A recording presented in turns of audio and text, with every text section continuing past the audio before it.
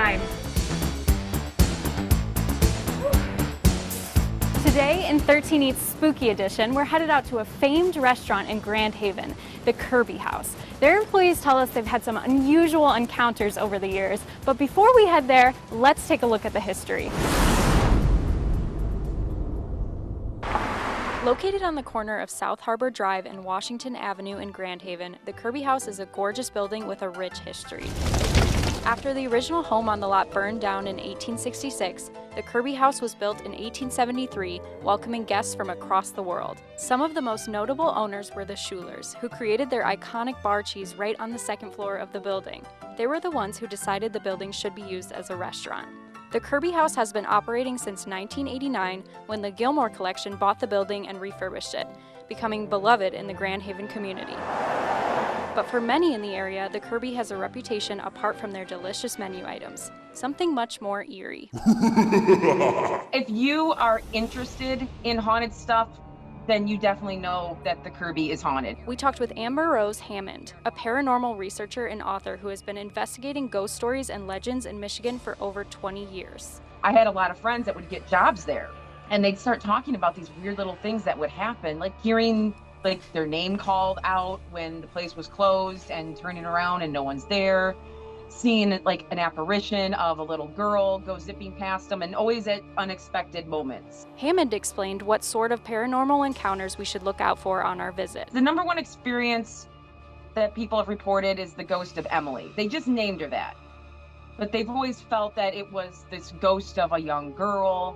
I've had people throughout the years tell me that the building used to have a third floor, and so there is a staircase that kind of goes to nowhere. And I had a friend say that he saw this apparition just kind of run around the corner and go straight up into that third floor to nowhere. We got a tour through the restaurant from the general manager, Tim Riley, and he showed us all the highlights of this beautiful old building. It's such a cool space. It is, it's beautiful. These stones you're seeing were laid in 1873. Next, we met a longtime employee who has witnessed many ghost encounters herself. I've worked here for about 10 years. She told us all about what it's like working at one of West Michigan's most haunted attractions. It's mainly like voices, like lights flickering, just really, really bizarre things that you try to rationalize, but you can't. Taylor says the encounters are not quite as frightening as they once were. It's more or less like, leave me alone, I'm not in the mood for it. One story has stuck with her all these years. It was just a balloon that was floating at this level, and it was just floating around the restaurant. She believes the balloon incident could have been the ghost of Emily. A medium who visited the restaurant told Taylor there was a young bride haunting the halls who was apparently killed when she was pushed down the stairs. We're not just here for the tricks, we're here for the treats too. Let's chat with their chef, Butcher, who presented some of their most popular dishes and gave us a tour of his kitchen. Beef burrito here, topped with cashews, out the door she goes. Coconut herb pesto on top, phenomenal. During our trip, there was one room in particular that our paranormal expert and our staff guide told us to look out for. They do have a private, a wine room that people can rent out and use in the basement. And there's been a lot of apparitions seen in that room. So naturally, that's where we decided to enjoy our feast. But before we could dive in, it was time to dispel these ghost rumors for ourselves. Now we're entering what management tells us is the scariest room in this whole restaurant. We're in the wine cellar right now. And I brought this handy little device, an EMF reader, to kind of see how much energy is in this room. So let's fire it up.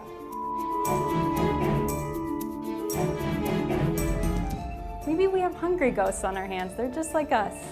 Yep, a lot of readings by each plate. With a few extra guests joining us, it was finally time to find out if the restaurant wasn't just scary, but scary good. Let's dive in.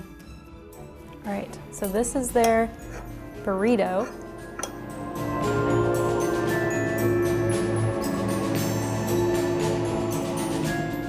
That was really good.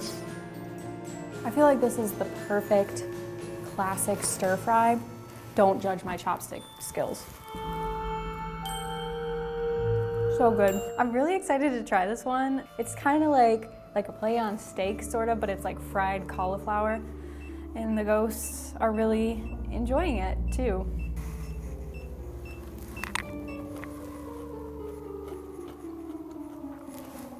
That was really good. I feel like I was gonna miss like a protein aspect to this, like some sort of meat, but I feel like you get it all with the cauliflower. They really dressed it up. I love the balsamic on top, the pesto. This is delicious. In all, we definitely recommend a visit to the Kirby House in Grand Haven, even if you have some spooky encounters while you're there. In the meantime, if you want to see more 13 Eats and you want to send us your restaurant ideas, text EATS to 616-559-1310, because here on 13 Eats, we're always hungry.